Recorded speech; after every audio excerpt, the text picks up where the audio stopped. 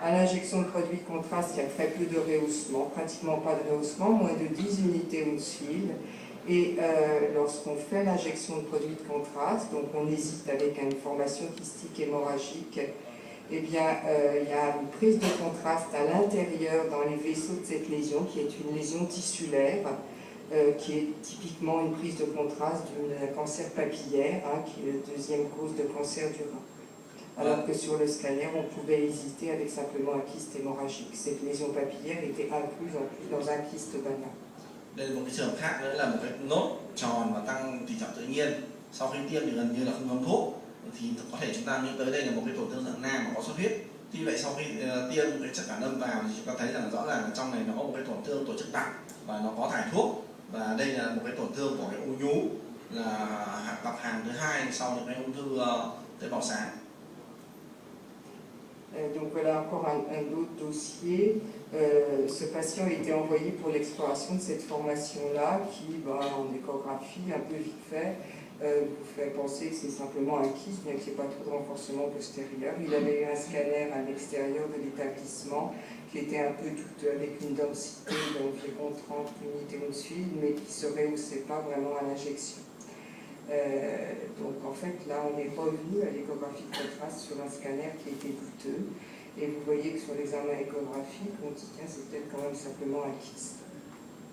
Và đây là một cái trường hợp khác là bệnh nhân có một cái nốt này nó nằm ở ngoài gan và trên các lớp cũng không thể trả lời được nốt này có tính chất như thế nào.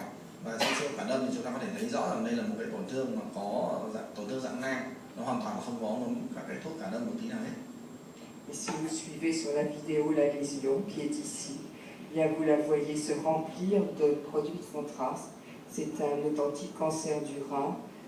C'était également une tumeur rénale type papillaire mais un peu atypique. Và tuy nhiên ở bên cạnh chúng ta lại thấy rằng là có một cái tổn thương của thận này nó nằm ở bên ngoài này, và nó lại tổn thương giống hệt của cái tổn thương vú vừa rồi là có tính chất là hoặc là thuốc tương tự. Enfin, dernier dossier, là c'est l'un de nos collègues qui savait qu'il avait des kystes, qui d'un seul coup avait eu très mal à droite et qui va faire une échographie chez le collègue de ville et qui évidemment au vu de cette image était extrêmement inquiet. Lui avait parlé de peut-être une tumeur du rein. Và đây là một trường hợp khác là bệnh nhân này là đau ở bên phải, thì đã siêu âm tự nhiên thấy một cái khối tướng này nghĩ tới một cái tổn thương ung thư ác tính của thận. Donc voilà son injection de produits de contraste.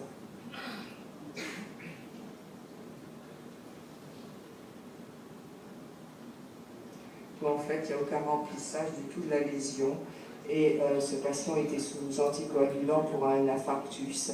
C'est simplement des caillots à l'intérieur de la formation kystique. Donc il n'a strictement rien. Và trên cái siêu phản âm thì chúng ta thấy rằng nó hoàn toàn không có một cái tí mạch máu nào bên trong cả. Và bệnh nhân này thì đang sử dụng thuốc chống đông do một cái nhồi máu. Và đây là một cái hình ảnh một cái tổn thương xuất huyết ở trong một cái tổn thương nặng nang đã có từ trước, mà nó chảy máu ở trong nang. Et enfin, on a dans le département un secteur de greffe rénale pour tous les patients greffés qui ne vont pas bien et qui commencent une insuffisance rénale. Évidemment, scanner ou IRM ne peut pas du tout injecter et faire de diagnostic précis. Là, l'échographie de contraste vous permet tout à fait de faire des diagnostics de nécrose corticale ou d'infarctus segmentaire du parenchyme rénal.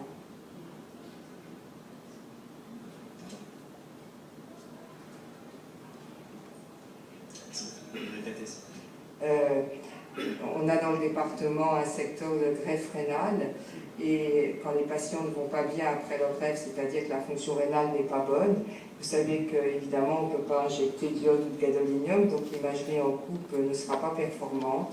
Et bien grâce à l'échographie de contraste, on peut faire tout à fait le diagnostic de zones d'infarctus cortical un peu localisées, et puis d'une nécrose corticale complète dans ce cas-là.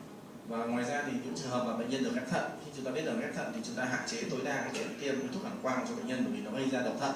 Thì siêu âm phản âm là một trong những chỉ định. Đây là một cái trường hợp mà chúng ta khi mà chụp cái siêu âm phản âm chúng ta thấy rằng nó có những cái hình ảnh khuyết một cái thuốc phản âm ở trong cái nhu mô ở vỏ thận.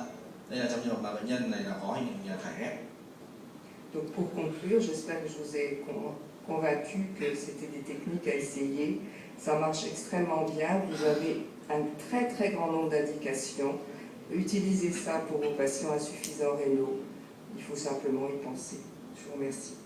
Và để tổng kết bài hôm nay thì chúng tôi muốn nói rằng là đây là một cái phương pháp thăm khám mà hoàn toàn không gây độc và nó có thể bổ sung cho các phương pháp thăm khám tại trận bằng một từ khác, và nó có thể ứng dụng được không chỉ trong ung gan mà những cái tổn thương của những mô hấp, và các bạn có thể nên nghĩ tới được cái áp dụng song song với cả những cái phương pháp chẩn đoán hình ảnh hiện nay.